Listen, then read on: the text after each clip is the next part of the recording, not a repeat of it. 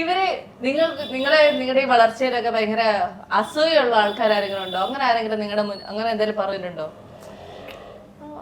ഉമ്മാർ അങ്ങനെയുള്ള കാര്യങ്ങൾ ശ്രദ്ധിക്കാറേ ഇല്ല. ഞാൻ എന്തേലും പറഞ്ഞാൽ തന്നെ പറയാം അമ്മ അത് വിട് വിട് വിട് അങ്ങനെയൊന്നും പറയല്ല. അതുപോലെ അവരെ കുറിച്ച് എന്തെങ്കിലും നമ്മൾ ആരോടെങ്കിലും ഇപ്പം അമ്മമാരങ്ങനെയാ അമ്മമാരത് അമ്മ അങ്ങനെയൊന്നും പറയരുത്. ഞങ്ങൾ അങ്ങനെയുള്ള പിള്ളേരല്ല. അവർക്ക് ഇഷ്ടമില്ല പൊങ്ങച്ചം പറയുക.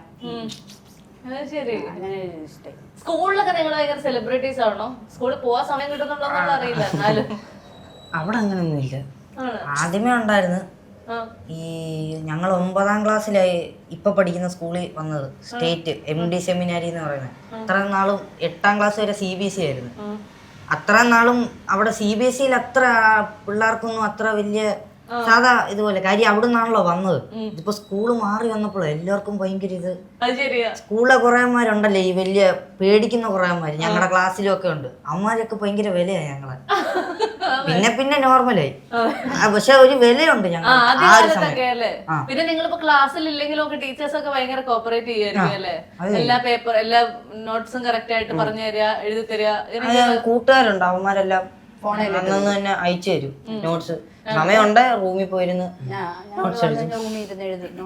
വിലയില്ല. ഇപ്പൊ അങ്ങനെ വിലയില്ല. പക്ഷെ വിലയില്ലെന്നല്ലേ, പക്ഷെ കൂട്ടുകാരന്മാരെ പോലെ അടിയൊന്നും അങ്ങനെ ഉണ്ടാവാറില്ല.